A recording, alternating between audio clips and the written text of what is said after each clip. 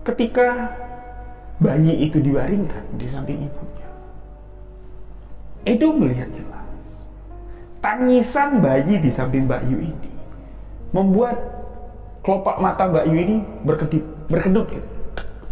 Seakan-akan dia membuka matanya. Sempat Edo di sini mundur satu langkah. Astagfirullahaladzim. Suasana di sini semakin mencekam. Mulai bisik-bisik dari tetangga mengatakan, sampean lihat dah, itu jari kakinya Mbak Yu masih berdiri loh. Ada yang mengatakan, kalau jari kakinya masih tegak berdiri ya ini, nggak mau lurus, itu menandakan tanda-tanda kematian seseorang yang bakal gentayangan.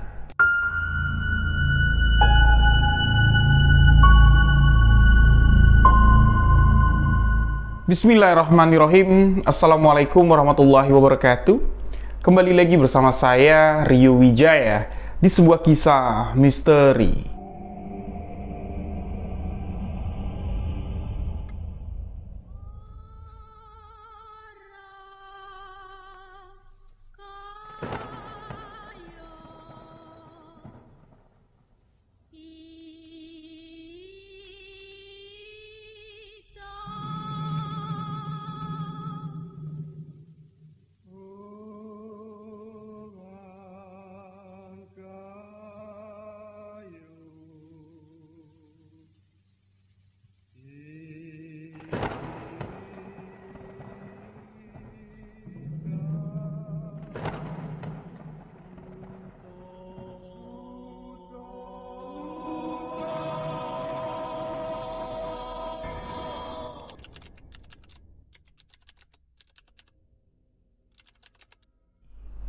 Terima kasih untuk sahabat yang telah mengklik video ini.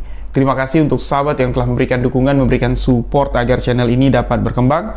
Untuk sahabat yang ingin berbagi cerita pengalaman misteri, boleh tuliskan cerita lalu kirimkan ke alamat email sebuahkisahmisteri@gmail.com. Untuk sahabat yang baru bergabung, baru mendengarkan cerita misteri yang saya bawakan, silahkan klik tombol subscribe, aktifkan notifikasi loncengnya agar cerita misteri selanjutnya tidak ketinggalan. Buat sahabat yang ingin lebih akrab dengan saya, boleh follow akun Instagram pribadi saya Rio.wijaya91 dan TikTok Rio.wijaya91. Sebelum saya membawakan cerita ini, saya ingin mengucapkan kepada seluruh sahabat-sahabat yang beragama muslim, selamat menunaikan ibadah puasa. Semoga ibadah puasa kita di tahun ini dapat keberkahan dan bisa full sampai nanti menyambut hari kemenangan Hari Raya Idul Fitri. Amin amin ya robbal alamin. Untuk menemani puasa sahabat-sahabat semua, saya akan membawakan sebuah kisah misteri kiriman dari sahabat misteri kita. Nah, ini merupakan true story, sebuah kisah nyata yang dibagikan sahabat kita yang ada di Semarang. Kejadiannya di tahun 2004 silam. Edo, sahabat misteri yang membagikan kisah ini.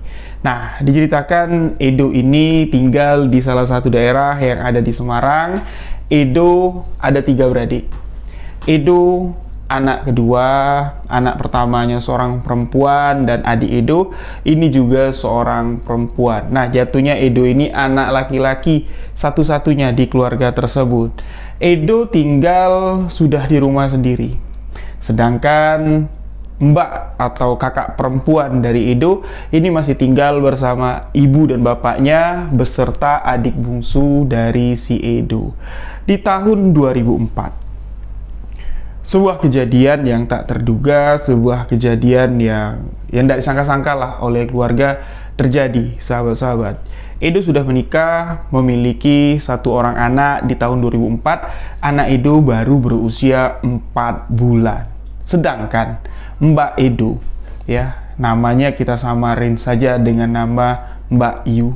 Nah, Mbak Yu ini sudah menikah juga, sudah memiliki 1 orang anak yang berusia 3 tahun, dan di tahun 2004 tersebut Mbak Yu ini sedang hamil besar. Kehamilannya sudah masuk di usia kandungan 9 bulan. Tinggal nunggu hari aja nih mau melahirkan. Tapi di saat-saat kandungannya sudah masuk 9 bulan, kondisi kesehatan Mbak Yu ini menurun, sahabat-sahabat. Nah, suami dari Mbak Yu ini panik, keluarga dari Edo pun panik. bolak-balik lah mereka ngecek ke dokter karena kehamilan Mbak Yu ini perutnya begitu besar. Berbeda dengan orang hamil pada umumnya, besar sekali dan kondisi tubuh Mbak Yu ini pucat menguning. Nah, diperiksa ke dokter, dokter mengatakan kalau Mbak Yu ini terserang anemia atau kekurangan darah. Terkejutlah keluarga, lu kok bisa? Sedangkan kondisi atau riwayat kesehatan Mbak Yu sebelumnya ini baik-baik saja. Ketika melahirkan anak pertama atau mengandung anak pertama, ya Mbak Yu ini sehat walafiat, sahabat-sahabat, melahirkan secara normal, anaknya lahir sehat, dan Mbak Yu pun cepat pulih dari proses persalinannya. Tapi tidak tahu kenapa, di tahun 2004 ini, sahabat-sahabat, kondisi Mbak Yu seperti itu. Nah, semakin hari mendekati kelahiran, keluarga dari Edo mulai panik. Dokter menyarankan Mbak Yu ini dirawat aja nih di rumah sakit. Jadi biar ketahuan nih kapan tanda-tanda melahirkannya itu sudah dekat, dan sebelum melahirkan nanti Mbak Yu ini harus transfusi darah dulu karena dia anemia. Melahirkan kan butuh banyak darah ya, karena pasti berdarah lah orang melahirkan ini. Nah, Mbak Yu pun dirawat ke rumah sakit. 3 malam Mbak Yu dirawat di rumah sakit, tapi tanda-tanda kelahirannya belum ada. Dokter menyarankan untuk amannya, gimana kalau kita menjalani operasi sesar aja nih. Jadi ini kan kandungannya sudah masuk 9 bulan, dicek anaknya sehat, ya udah bisa lah dilahirkan. Jadi kita sesar aja, nggak nunggu-nunggu lagi, karena bahaya. Kalau mau dipaksakan lahir secara normal, ini berbahaya untuk ibu dan anaknya. Edo setuju. Nah, Mbak Yu yang nggak setuju. Suami Mbak Yu setuju, ibu bapak Mbak Yu setuju, tapi Mbak Yu nggak mau. Nggak lah, aku mau lahiran normal aja. Pokoknya dia bilang sama suaminya, jangan pernah memberikan persetujuan untuk lahiran sesar. Ya kalau mau transfusi darah, ya silahkan, nggak apa-apa. Nah, jadi udahlah, dicari nih ya dari pihak keluarga yang golongan darahnya ini sama dengan golongan darah Mbak Yu. Suaminya beda, ibu bapaknya ini sama, bapaknya sama, tapi kondisi bapak Mbak Yu ini sakit-sakitan, sahabat-sahabat. Nggak mungkin ya melakukan transfusi darah, diambil darahnya dan dipindahkan ke Mbak Yu. Dah, Edo ini melakukan cek dan cocok. Darah Edo dan darah Mbak Yu ini sama dan bisa dilakukan transfusi. Jadi, di November tahun 2004 sudah ditetapkan tanggalnya tanggal ini. Nanti Mbak Yu dibawa ke rumah sakit, Edo juga ikut. Nah, diambillah darah si Edo ini. Nanti baru ditransfusi ke Mbak Yu. Nah, Mbak Yu nanti tinggal menunggu waktu untuk melahirkan. Namun sebelum tanggal itu tiba, sahabat-sahabat, ketika Mbak Yu masih di rumah, Edo di rumahnya, jarak rumah yang tempat tinggal Mbak Yu dengan tempat tinggal Edo ini jaraknya lumayan ya, dengan sepeda motor itu kurang lebih sekitar 45 menit lah perjalanan. Nah, pada saat Ba'da Isya, Mbak Yu ini mengeluh perutnya sakit ya, sudah mulai terasa kontraksinya nih. Kan Mbak Yu sudah melahirkan pertama, udah tahu lah dia tanda-tanda kontraksi yang benar atau kontraksi palsu.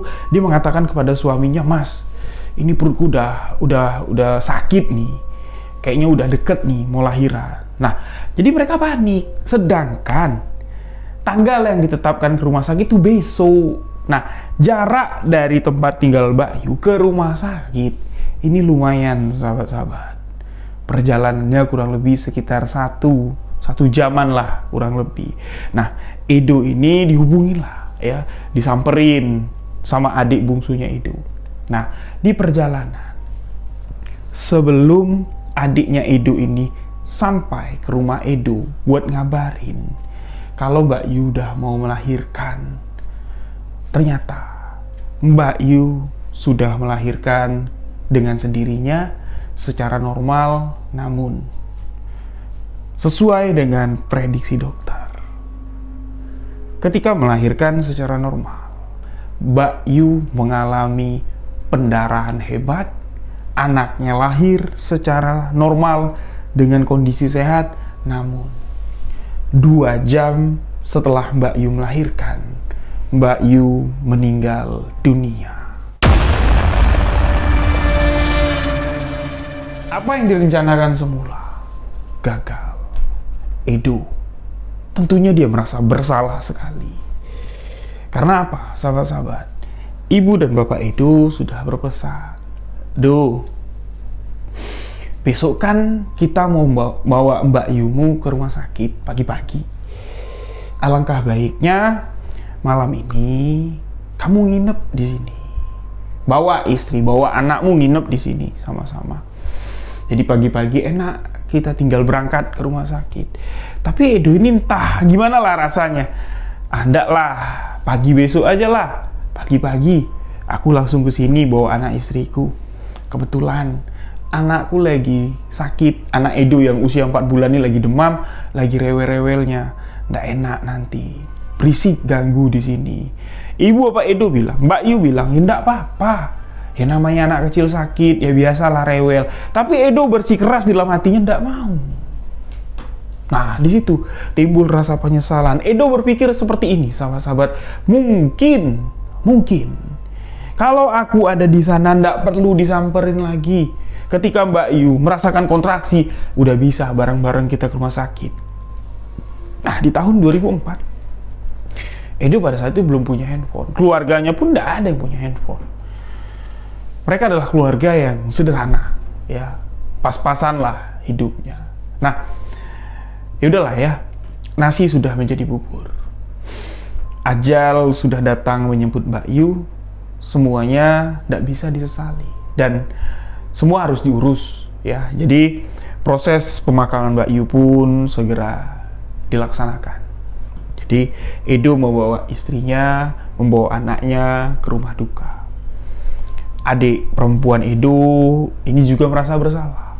Ya mungkin kalau aku lebih cepat bawa motornya, Mas Edo bisa cepat datang. Tapi ya udahlah, nggak usah disesalin, kata suaminya Mbak Yu dan ibu bapak Mbak Yu. Semuanya kita urus. Nah, anak yang terlahir dari Mbak Yu ini anak laki-laki, sahabat-sahabat. Sedangkan anak pertama dari Mbak Yu ini perempuan. Dan ini adalah anak laki-laki yang ditunggu-tunggu Mbak Yu dan suaminya. Nah, di sini kita bicara lagi tentang prosesi pemakaman almarhumah Mbak Yu. Sudah jelas, ini meninggal melahirkan, atau kalau kami orang Jambi bilang, istilah mati beranak. Indikasi mati beranak ini cukup memiliki banyak mitos lah yang mengatakan bahwa selama 41 hari arwah dari ibu yang meninggalkan anaknya itu akan tetap kembali ke rumah untuk melihat kondisi sang anak.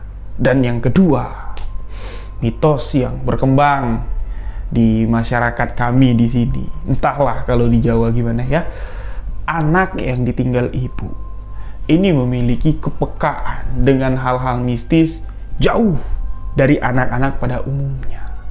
Jadi kembali lagi ke adat istiadat yang ada di tempatnya si Edo. Banyak yang menyarankan seperti ini. Di hari pertama ketika Mbak Yu ini sebelum dimakamkan lah ya, hari pertama dia meninggal. Kan meninggalnya malam nih. Jadi setelah anak itu dibersihkan, setelah anak itu dibedong ya, setelah ibunya juga dibersihkan mayitnya, itu anaknya dibiarkan sebentar saja tidur di samping sang ibu. Dan nanti bedongan popok yang dipakai si bayi ini tidur di samping ibunya. Ketika selesai prosesi pemakaman, bedongan itu nanti dilipat, itu ditaruh di dekat kuburan ibunya, dan kuburan ibunya ini mesti dijaga. Mesti dijaga selama 41 hari. Supaya apa, sahabat-sahabat? Supaya makam itu tidak diganggu oleh oknum-oknum dukun yang nakal. Oknum-oknum dukun yang memiliki keinginan buruk atas kematian. Kematian ibu yang melahirkan anak. Entah itu anak pertama, anak kedua, atau anak ketiga. Yang jelas mati beranak itu syarat mayitnya. Itu dapat digunakan untuk ritual ilmu hitam. Semua adat istiadat itu dilakukan. Edo yang menggendong ponakannya, ya, anaknya Mbak Yu, dibaringkanlah di samping mayit Mbak Yu yang sudah kuning pucat sekali karena kekurangan darah tadi.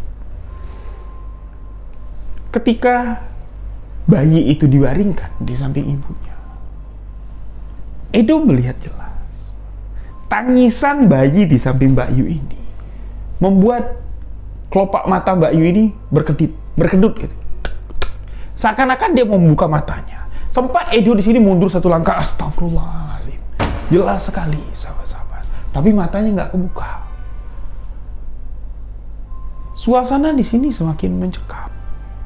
Mulailah bisik-bisik dari tetangga mengatakan, sampean lihat dah, itu jari kakinya Mbak Yu masih berdiri loh. Ada yang mengatakan, kalau jari kakinya masih tegak berdiri ya ini, nggak mau lurus, itu menandakan tanda-tanda kematian seseorang yang bakal gentayangan. Namun, ya keluarga nggak memperdulikan itu. Pihak keluarga menyiapkan segala sesuatu untuk prosesi pemakaman di keesokan harinya. Nah, di sini, sahabat-sahabat, anak ini kan baru lahir butuh ASI.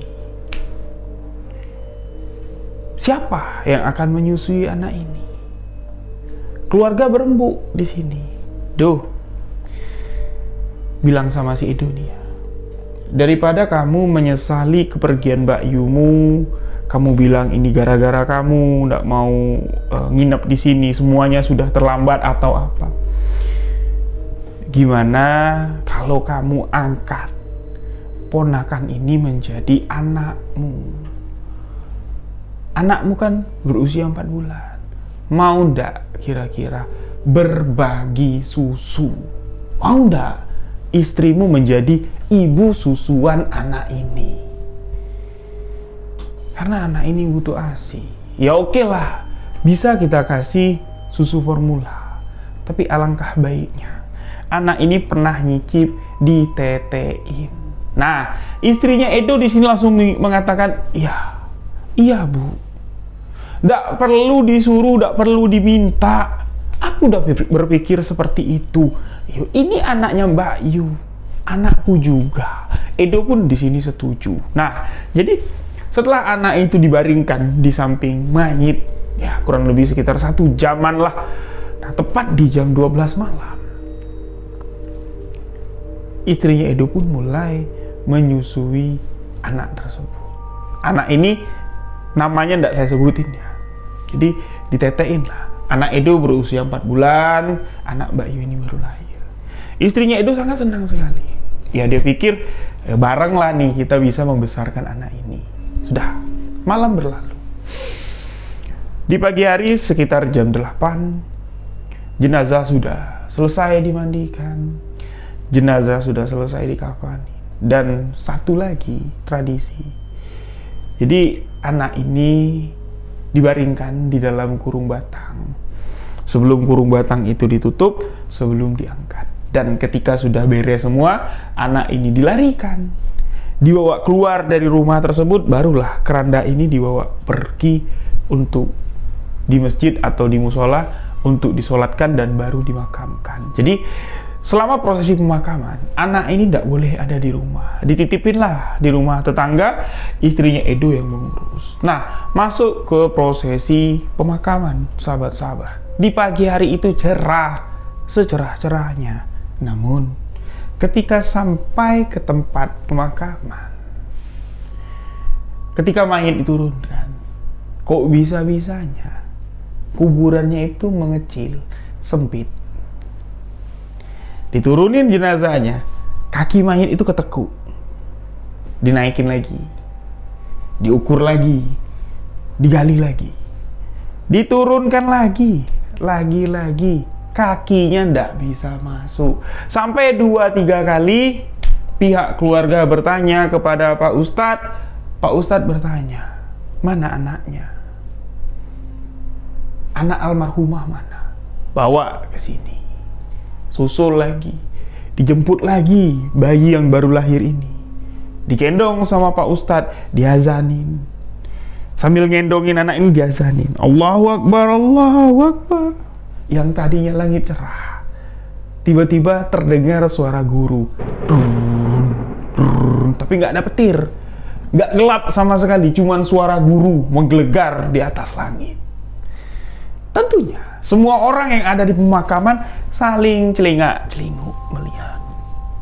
Selesai Pak Ustadz ngazanin, turunkan lagi mayitnya. Nah, si anak ini dikasih lagi ke istrinya si Edo. Turunkan lagi mayitnya, pas ukurannya.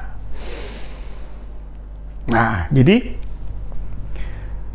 ketika suami Mbak Yu turun buat mengazanin mayit yang ada dalam makam, suami dari Mbak Yu dipesankan sama Pak Ustadz, Le, bisikin ke telinga istrimu, anaknya baik-baik saja, anaknya bakal diurus sesempurna mungkin, layaknya seperti istrimu masih ada. Bisikin seperti itu, baru kau azanin. Entah apa maksud dari Pak Ustadz, belum dijelaskan di sini sahabat-sahabat. Diazaninlah dalam kubur tersebut. Udah selesai, naik suaminya, tutup pakai papan. Ada satu kejadian janggal lagi. Ketika ditutup papan, posisi mayat ini kan miring, diganjal pakai bola-bola. Sebelum papan terakhir ditutup, mayatnya terlentang. Namun semua itu dibiarkan saja.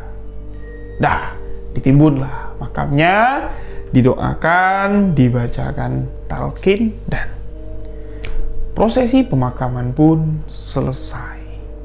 Rame-rame lah warga ini pulang ke rumah almarhumah untuk mempersiapkan acara yasinan. Edo bilang, gotong royong di kampungnya ini memang sangat luar biasa sekali, apalagi ya acara kematian seperti ini. Itu bahu-membahu dari mulai ketika meninggal dunia. Warga naikin tenda, ngabarin warga. Paginya ibu-ibu masak-masak untuk apa? Untuk yang pergi ke makam, balik nanti ada makanan, yasinan malam lagi sampai yasinan 7 hari. Itu swadaya masyarakat luar biasa sekali.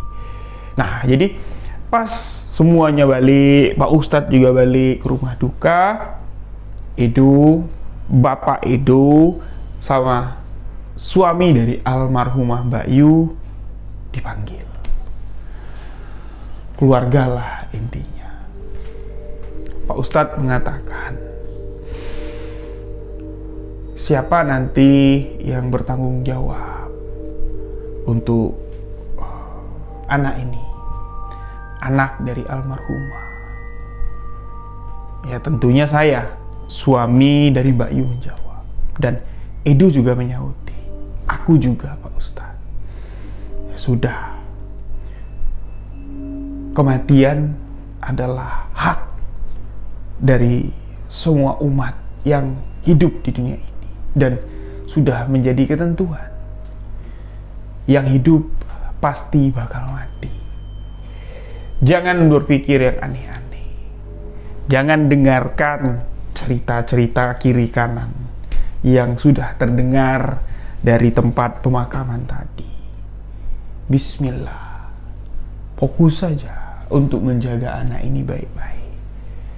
Pak Ustadz berpesan, ketika nanti ada kejanggalan sebelum masuk 41 hari usia anak ini atau 41 hari kepergian ibunya, jangan sungkan untuk mendatangi rumahku. Mau pagi, mau siang, mau tengah malam, mau subuh, bawa anak ini ke rumahku. Cuman itu yang dipesankan Pak Ustadz. Dan nanti malam kita yasinan pertama. Saya pamit dulu, pulanglah Pak Ustadz. Nah, jadi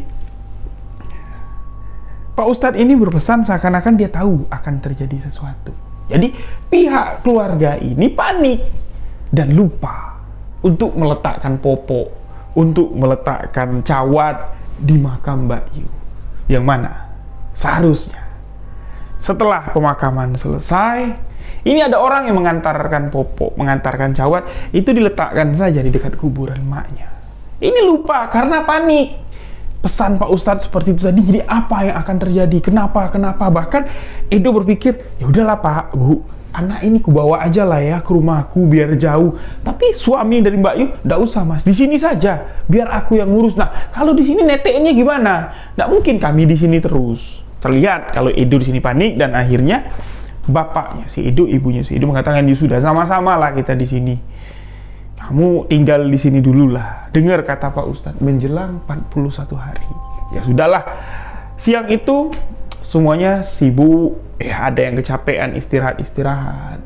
Yang cewek-cewek sibuk, ibu-ibu ya di dapur mempersiapkan untuk Yasin, untuk tahlilan malamnya nanti. Dan tiba di malam tahlilan pertama.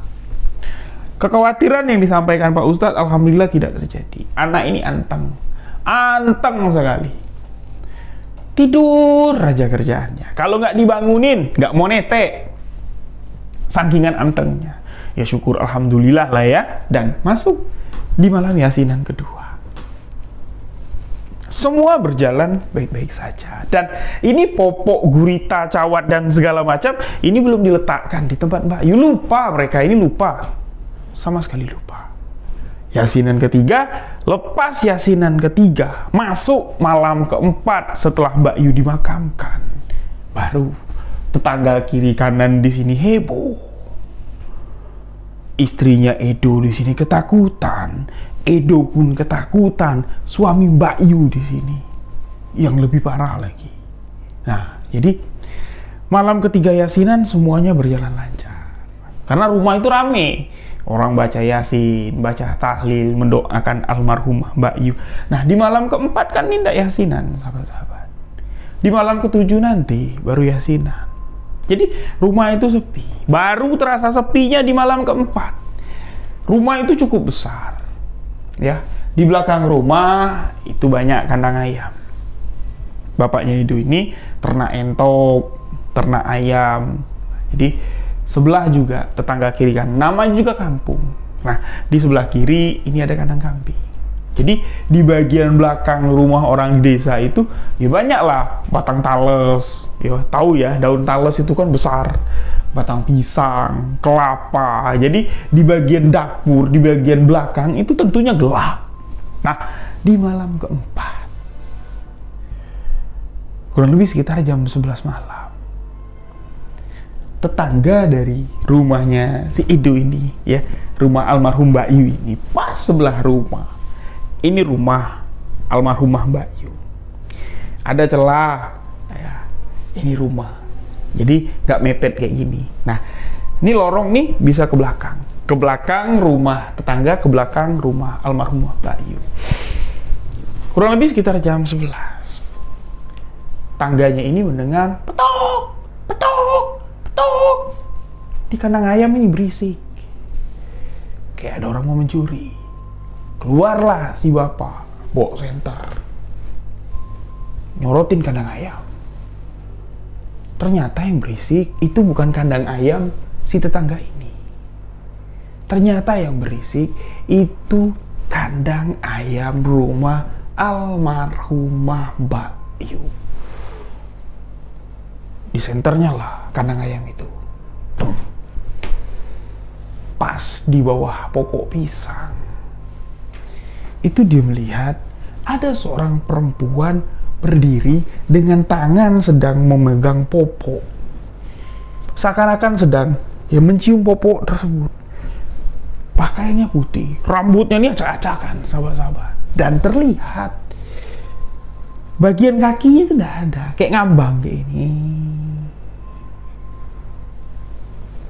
Wajahnya belum kelihatan nih. Di senter dari atas ke bawah.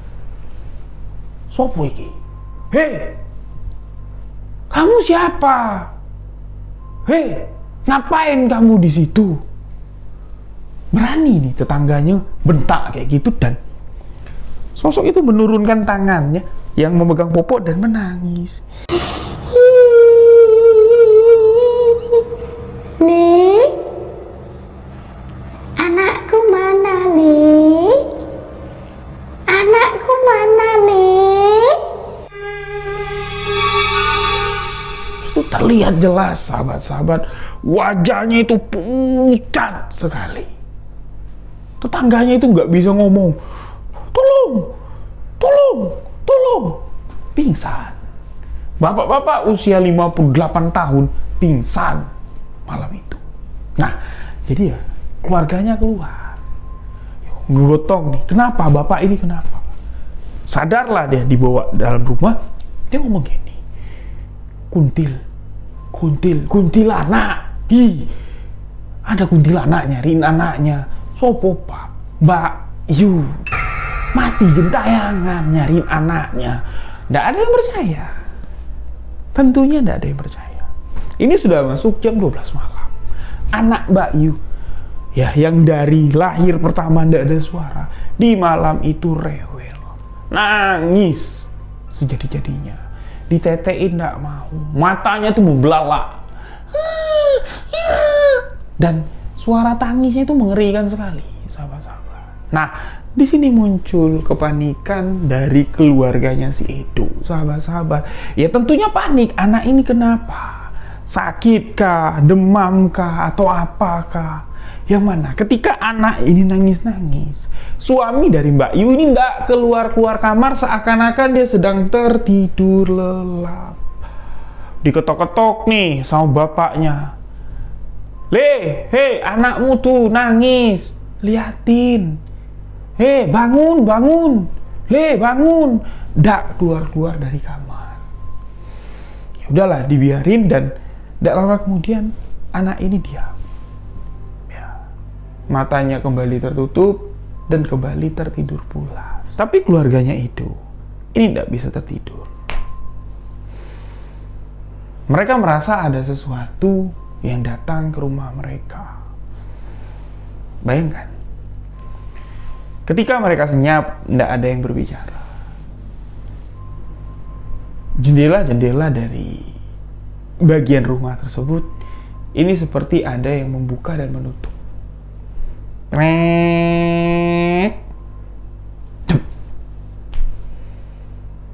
Bagian pintu dapur ini seperti ada yang membanting.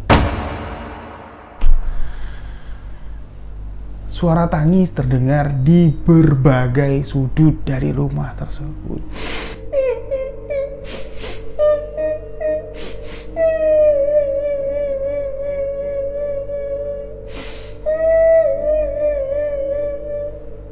Ibu bapaknya itu berbisik kepada Edo dan istrinya, istighfar,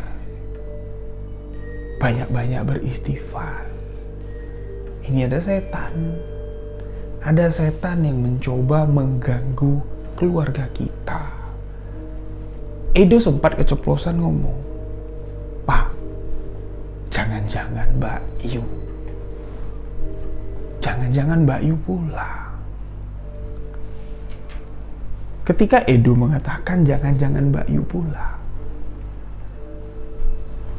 dari balik jendela kamar Edo yang Edo tempati, di situ ada anak Edo yang berusia 4 bulan. Di situ ada anak Mbak Yu yang baru berusia 4 hari. Terdengar suara yang menyerukan, Pak, Bu, Dek, anakku mana? Mbak mau gendong, bawa ke sini. Dan seketika saja istrinya si Edo ini kayak dia nggak sadar, tiba-tiba berdiri dan berjalan mendekati jendela. Untung saja ibunya Edo ini sigap, langsung mengambil anak tersebut dan istrinya Edo jatuh pingsan.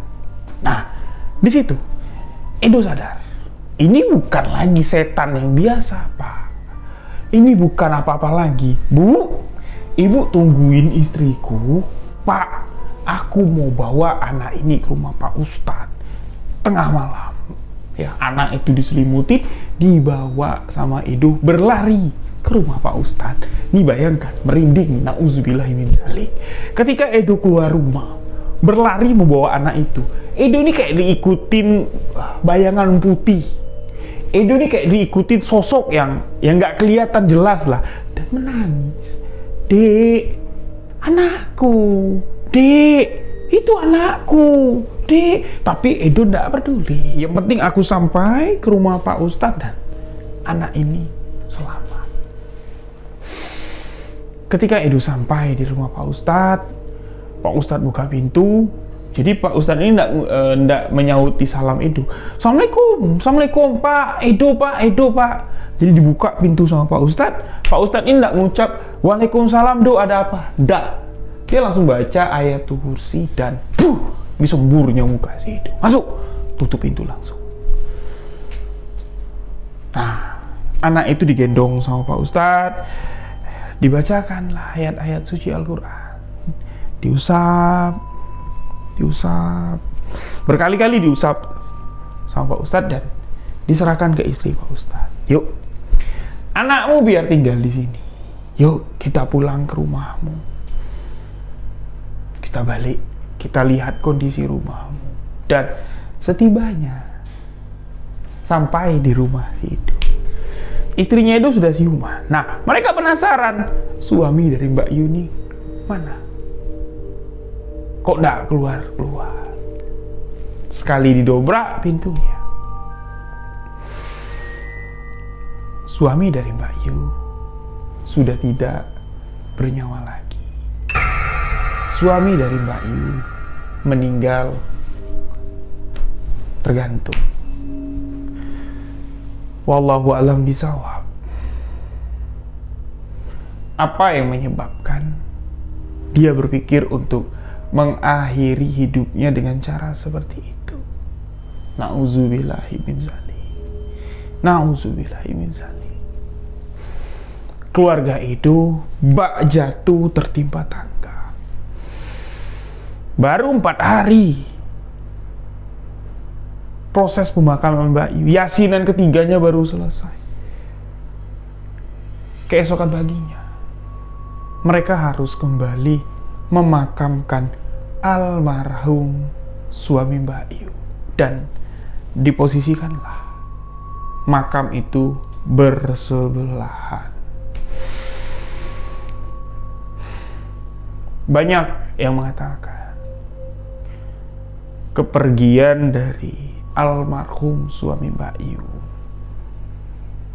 ini merupakan teror ya, atau istilahnya dia tidak kuat didatangi oleh sosok almarhumah istrinya. Jadi ya, setan membuat dia berpikir untuk mengakhiri hidupnya. Nah, setelah prosesi pemakaman almarhum suami Mbak Yu, barulah di sini mereka ingat bahwa mereka lupa untuk menaruh popok, mereka lupa untuk menjalankan tradisi ketika seorang ibu melahirkan dan ibunya meninggal. Nah, disitulah baru diletakkan lengkap popok bekas pakai anaknya. Pokoknya yang pakai anaknya itu yang belum dicuci ditaruh di situ sebagai ya, syarat ya. Namun semua ini sudah terjadi, sahabat-sahabat. Semuanya terjadi begitu saja. Kondisi anak almarhum Mbak Yu ya ini boleh dikatakan sehat walafiat. Tapi keluarga dari Edo berpikir kayak gini. Ya kita nggak tahu ya, setan itu seperti apa, gimana caranya untuk mengganggu. Takutnya lagi ini ada apa istilahnya serangan selanjutnya atau teror selanjutnya. Edo diminta untuk pergi membawa anak itu menjelang 40 hari kematian Mbak Yu. Pergi menyeberangi pulau untuk sementara. Nah, itulah si Edo ini istrinya orang Lampung ya, jadi menjelang 40 hari kepergian Mbak Yu, Edo dan istri ini tinggal di Lampung. Setibanya di Lampung, kondisi anak itu alhamdulillah baik-baik saja, sahabat-sahabat, tapi di rumah, di sekitaran kampung, selama 41 hari, teror sosok kuntilanak, ya, sosok almarhumah Mbak Yu, ini gentayangan mencari anaknya. Bayi-bayi di bawah usia 5 bulan, sahabat-sahabat, ini sering kali menangis di tengah malam, dan ketika tangisan suara bayi itu terdengar, ibunya bangun, pastilah ibu dari bayi menangis ini melihat ada sosok perwujudan Mbak Yu yang ada di kamar mereka. Seolah-olah tengah memperhatikan, ini anakku bukan, ini anakku bukan. Dan syukur alhamdulillahnya teror ini tidak berkelanjutan, sahabat-sahabat. Jadi setelah 40 hari kepergian Mbak Yu, masih adalah sosok penampakan-penampakan yang gentayangan lah, yang sekelibat kelihatan atau ketemu sama warga, tapi sudah gangguannya sudah tidak ekstrim lagi. Dan Edo pun dapat pulang ke kota kelahirannya, ke Pulau Jawa lagi, dan dapat untuk melanjutkan hidup sampai hari ini. Edo membagikan cerita ini sebagai kenangan saja, dan anak almarhumah Mbak Yu ini tidak tahu tentang apa yang terjadi. Yang dia tahu, Edo, istri Edo, itu adalah ibu dan bapaknya. Terima kasih untuk sahabat-sahabat semua. Jika sahabat memiliki cerita menarik, pengalaman misteri yang sahabat alami, boleh tuliskan cerita ke alamat email bolkisahmisteri@gmail.com. Insya Allah akan saya bawakan. Terima kasih untuk sahabat yang telah mendengarkan kisah ini.